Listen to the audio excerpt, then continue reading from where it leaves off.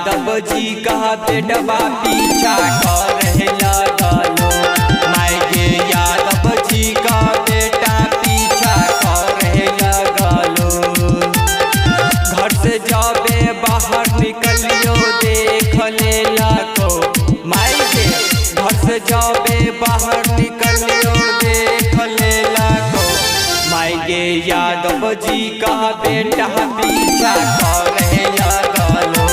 माई गे यादव जी का बेटा पीछा करे लगलो। गे यादव जी का बेटा पीछा करे लगलो। डीजे रंजन एसपी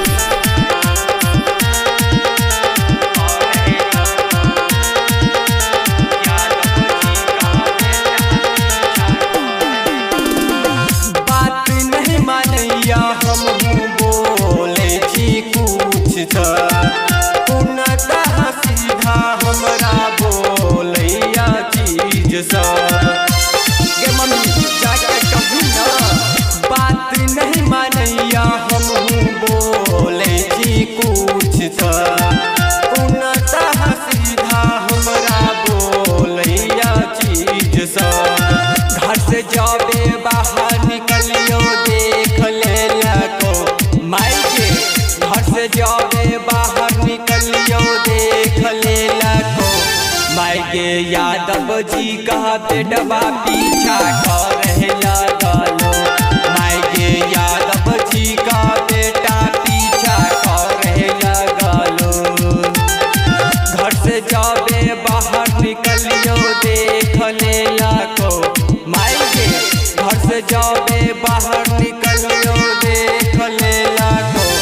माई गे यादव जी का बेटा पीछा करे लगलो। माई गे यादव जी का बेटा पीछा करे लगलो। गे यादव जी का बेटा पीछा करे लगलो। डीजे रंजन एसपी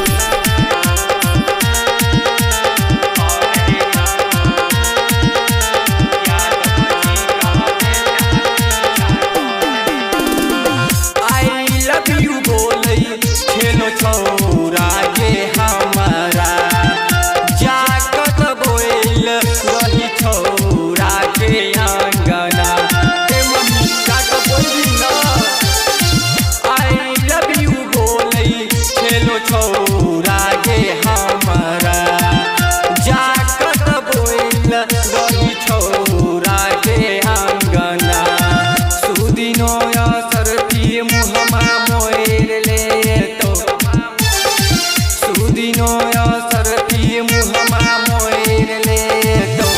माई गे यादव जी कह बेटवा पीछा करे लगलो।